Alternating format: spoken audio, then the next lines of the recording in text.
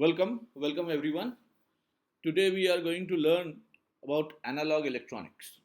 And I have divided this topic into four different parts: semiconductors, PN junction, transistors, and operational amplifiers. Each part will have its own dedicated video. Let's start with the first part, the semiconductors. Semiconductors, as we all know, are the basic backbone of the entire electronic circuit system. The two famous semiconductors, as we all know, are silicon and germanium. Most of the electronic circuits are made up of silicon, and that rendered the name Silicon Valley to the famous US place. Before arriving at semiconductors, we have to look the theories that define why it is called a semiconductor. So we'll start with the basics. The electron energy states can be described using the four quantum numbers. The first quantum number is the principal quantum number. It determines the size and energy of the electron orbit and is represented by small n. The principal quantum number can take only integer values. When we correlate the principal quantum numbers with the shells in an atom, n equals to 1 represents the K shell, n equals to 2 represents the L shell, and so on. The second quantum number is the orbital quantum number. It determines the shape of the orbit in which the electron revolves around the nucleus. It is represented by small l, and it can take values from 0 to n minus 1, and these actually correspond to the subshells S, P, D, and F, and others. The third quantum number is the orbital magnetic quantum number. It determines the orientation of an orbit in a space. It is represented by ML and can be having values from minus L to plus L through 0. That is, it can have values like minus L minus 1, minus L minus 2, 0, L plus 1, L, and so on. The fourth and the last quantum number is the orbital magnetic spin quantum number. It gives the direction of the spin or self-rotation of the electron. It is denoted by ms and can have just two values, plus half and minus half. Before we move on to semiconductors, we have to understand why they are called semiconductors. And in that, we are going to define semiconductors according to the band theory. You must have heard about the words conduction band, valence band, forbidden energy gap. We have to arrive at these, and for that we have to first understand how bands are formed. Now, if you have single atoms at isolation, each atom will have its own energy level, and these energy levels will be discrete. That is, it will be defined by that atom only. But if two atoms are brought closer to each other, they will interact with each other, and it is observed that the energy levels have changed. Now, in a solid, a lot more number of atoms will be brought together, and they will be very close to each other. And as we discussed about two atoms, all these atoms will affect the energy states of each other. It has been observed that the inner shell electrons are not affected by these pairings. The changes in the outer shell electrons, whereas, is very considerable, and this change actually leads to the formation of bands. It is seen that the outer shell electrons of one atom can be shared by more than one atoms when they are in together in a crystal. Now, Pauli's exclusion principle says that no energy level can have more than two electrons. Now, in our case, we see that more than two atoms are interacting with each other, and they will have closely spaced energies. So it is required that they each two electron pairing should have a discrete energy, but the discrete energy levels of different pairings should be infinitesimally different. That is to say that the new energy levels are all different, but the difference between these energy levels is very, very, very small. They are minutely different. And hence, these energy levels will be closely spaced. These closely spaced energy levels form an energy band. So, the allowed energy levels of an atom create these bands, and they are due to the closeness of other atoms. So, each band contains as many discrete levels as there are number of atoms in the solid. So, if an atom has n number of atoms with n number of possible levels in each band, then they can be occupied by 2n number of electrons. As we can see in the left side of the figure, there are two different energy levels. In the bottom level, there are 2n states which are filled with 2n electrons. They are the s electrons.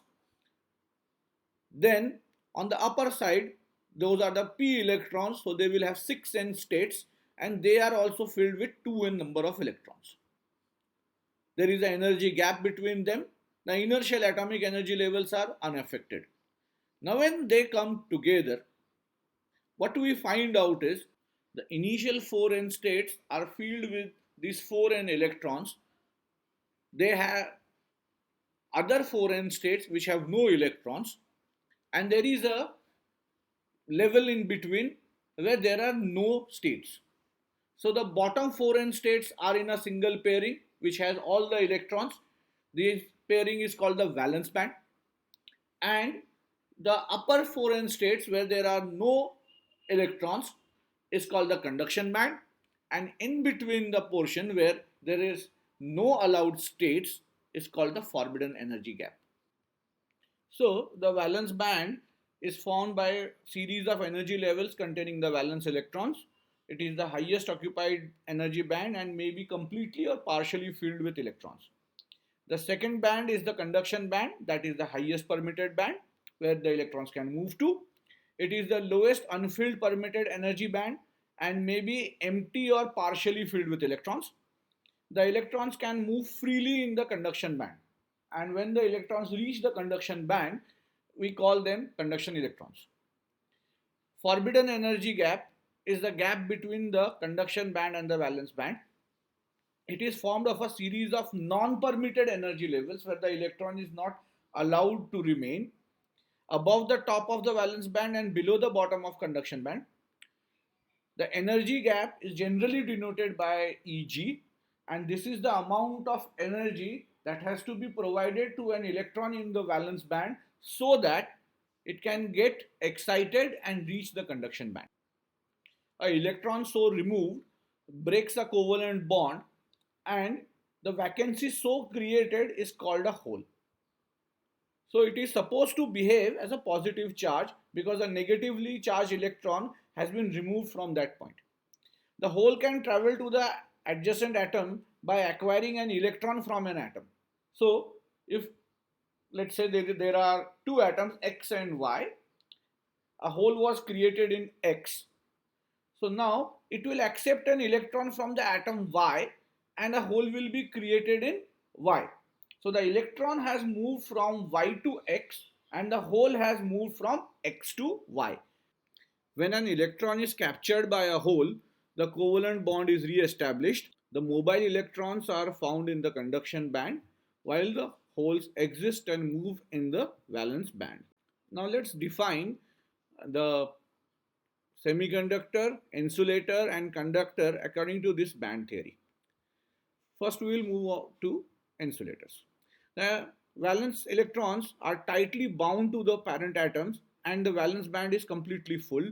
The conduction band is completely empty. The forbidden gap is about 5 to 10 eV, and a very large electric field is required to remove valence electrons to conduction band, which is generally not available, and at all temperatures and all available voltages an insulator remains an insulator, that is, there is no conduction of electrons from the valence band to the conduction band. The resistivity of insulators is about 10 to the power of 7 to 10 to the power of 16 ohm meters.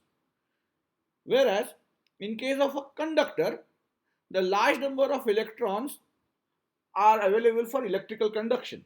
The valence band and the conduction band overlap each other, thus there is no forbidden energy gap.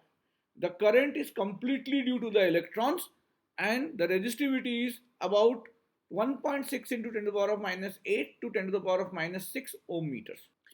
In case of a semiconductor, the valence band is filled, whereas the conduction band is almost empty. The difference between the semiconductor and insulator is the lower band gap energy. That is, the forbidden band gap in case of a semiconductor is about of 1 eV. At 0 degree Kelvin, the valence band is completely filled and the conduction band is completely empty. The semiconductor will act as an insulator at 0 degree Kelvin, whatever voltage is applied to it. With increase in temperature, electron starts gaining energy and moves to the conduction band, leaving holes behind in the valence band. The current in case of a semiconductor, unlike a conductor, is due to electrons and holes jointly. The resistivity of the semiconductors is about 10 to the power of minus 4 to 10 to the power of 6 ohm meters. We can represent these using this figure. On the left is the insulator, on the right is the conductor, and in the middle is the semiconductor. Now let's see the bond and the band diagram of an intrinsic or a pure semiconductor. A pure semiconductor has 4 electrons in their outermost shell. The neighboring atoms will form 4 covalent bonds to achieve stable structure. At 0 degree Kelvin, all electrons are paired and are contained in the completely filled valence band. No electron is free for conduction and hence conduction band is empty. The conduction band at room temperature is of the order of 10 to the power of minus 4 in SI units. Silicon and germanium are the most commonly used semiconductors. The band diagram is on the left side of the screen. The energy gap for germanium is about 0.72 eV and for silicon is about 1.1 eV. At 0 degree Kelvin, energies of these magnitude are not acquired and the material will act as an insulator as we have discussed ago. At room temperature, the electrons acquire thermal energy greater than Eg and can transit to the conduction band. Holes are created for every electron that makes a transit from the valence band to the conduction band. Under the influence of applied electric field, an electron from the neighboring covalent bond may fill the hole and vacancy shifts there. Thus, hole current is in a direction opposite to the electron current. With rise of temperature, more electron hole pairs are generated, thus increasing the conductivity.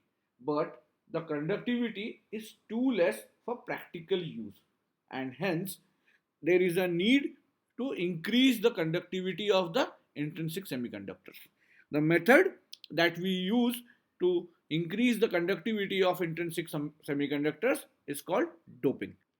In this process, specific impurities are atoms, are doped in a controlled manner.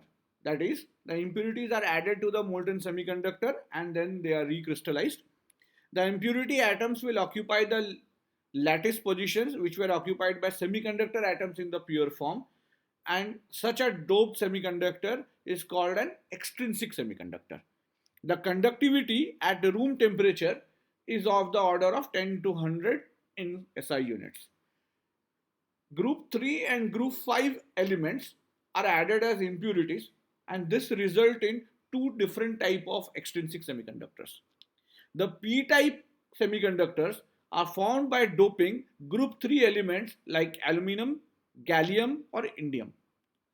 Whereas group 5 elements when doped into pure semiconductors will form N-type semiconductors and these impurities are phosphorus, arsenic or antimony. Let's move on to P-type semiconductor. If an intrinsic semiconductor is doped with a trivalent element, that is a group 3 element as we discussed ago, the resulting lattice will have one electron less to complete the stable structure, as germanium in our case has 4 valence electrons. The electron bond which cannot be fulfilled results in a vacancy, and this vacancy is called as the hole. If we can supply an additional energy, in our case we will do it with an applied potential, this trivalent atom now can accept an electron from the neighboring semiconductor atom and will fill its hole. We see that the impurity atom is supplying holes which are ready to accept electrons when an additional electrical energy is supplied. The impurity hence is called as the acceptor impurity as it accepts electrons. The hole concentration is more than the electron concentration and the conductivity is due to them. The holes are called the majority carriers and the electrons are called the minority carriers. As you can see in the figure on the left side of the screen, an additional acceptor energy level is created due to the addition of these impurities, and the acceptor energy level is slightly above the top of the valence band. With supply of energy, these vacancies can be occupied by electrons of the valence band and the holes in the valence band will increase. The doped semiconductor always remains electrically neutral. Now let's move on to the N-type semiconductor. The N-type semiconductor is formed when a pentavalent impurity is introduced into the semiconductor crystal. The pentavalent impurity forms four covalent bonds with the semiconductor atom and one loosely bound electron remains. When a small amount of energy is supplied to the atom in form of electrical energy, these loosely bound electron can be made free, leaving a positively charged immobile atom. The impurity atom in this case is donating free electrons to the crystals and hence is called as a donor impurity. The electron concentration is more than the hole concentration and the conductivity is due to them. Hence the electrons are called the majority charge carriers and the holes are called the minority charge carriers. As you can see in the figure on the left side of your screen, the addition of impurity has introduced an additional donor level ED slightly below the bottom of the conduction band. With supply of little energy, the neutral donor atom loses the loosely bound electron for conduction and itself gets positively charged. The doped semiconductor in this case also remains electrically neutral. The P-type semiconductor and the N-type semiconductor has large applications in analog electronics, and we will join them and see how a PN junction works, and that will be the topic for the next video. Thank you. Please do like, share and subscribe.